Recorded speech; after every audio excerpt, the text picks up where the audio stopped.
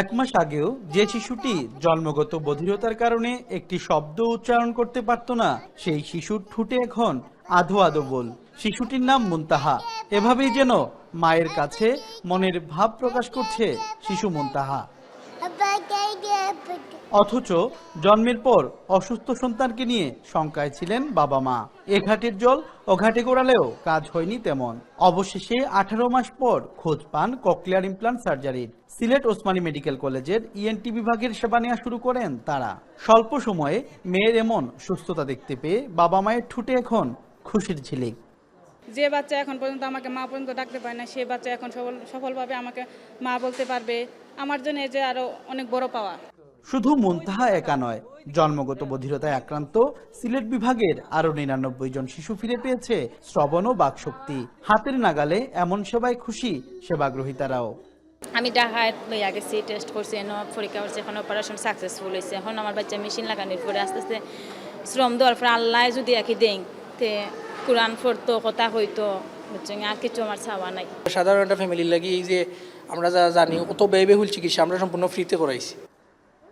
2022 সালের 25 মে ঢাকার পর সিলেটে সর্বপ্রথম ককলিয়ার ইমপ্লান্ট সার্জারির কার্যক্রম শুরু করা হয়। সমাজসেবা অধিদপ্তরের আর্থিক সহযোগিতায় সিলেট ওসমানী মেডিকেলের ইএনটি বিভাগ এই কার্যক্রম শুরু করে। এরপর একে একে 100টি সফল অপারেশন সম্পন্ন হয়েছে। ককলিয়ার ইমপ্লান্টের চিকিৎসক এবং সেবা সংশ্লিষ্টরা জানালেন, এই সার্জারির মাধ্যমে জন্মবধির শিশুদের নিরাময়ে আপ্রাণ প্রচেষ্টার কথা। আমরা এখানে কিছু টেস্ট করি।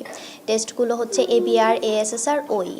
এটা হচ্ছে একটা অবজেক্টিভ টেস্ট, যেই টেস্টের মাধ্যমে আমরা ব্রেইনের থেকে শব্দ কালেক্ট করে এটা আর কি সিলেক্ট করি যে বাচ্চাটা কি আসলেই কানে শুনতে পাচ্ছে নাকি পাচ্ছে না, নাকি ও অন্য কোনো আদার্স সমস্যার কারণে সেই রেসপন্স করছে না। রুটিন দিয়ে দেয় যে সপ্তাহে 2 দিন 3 দিন আমাদের এই জায়গায় আসবে। তখন আমরা 6টা সাউন্ড আছে, এগুলা লিঙ্ক সাউন্ড বলে, ওগুলা যে আ ই উ ওগুলা প্রথম আমরা শোনাই। এই 6টা সাউন্ড যদি সে বলতে পারে তাহলে সে সব কথাই মোটামুটি বলতে পারবে। যারা জন্মবধির শিশু শুনতে পায় না কানে, তাদেরকে এই যন্ত্রের মাধ্যমে আসলে আমরা শোনাই।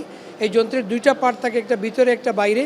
ভিতরেটা আমরা চামড়ার নিচে হাড্ডির মধ্যে একটা সুন্দর মানে ওই যন্ত্রের মতো করে খাস করে কেটে আমরা এখানে দিয়ে দিই এবং এইটার মাধ্যমে তার সাউন্ডটা কানের ভিতরে গিয়ে সে ব্রেনকে উদ্দীপ্ত করে এবং সে শুনতে পারে।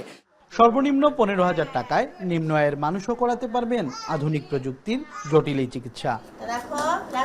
এই শিশুরা একসময় মাকে মা এবং বাবাকে বাবা বলতে পারত না। তবে Sylhet MAG Osmani medical college হাসপাতালের উন্নত মানের ককলিয়ার ইমপ্লান্টের ফলে তারা এখন ফিরে পেয়েছে শোনার সক্ষমতা। এতে যেমন খুশি এই শিশুদের অভিভাবকরা, তেমনি খুশি চিকিৎসা সেবা সংশ্লিষ্ট সকলেই। সন্দীপন শুভ, এখন সিলেট। লিলি হালাল বিউটি সোপ, বিএসটিআই কর্তৃক সনদপ্রাপ্ত দেশের প্রথম হালাল বিউটি সোপ। দীপ্তিময় উজ্জ্বল ত্বকের জন্য।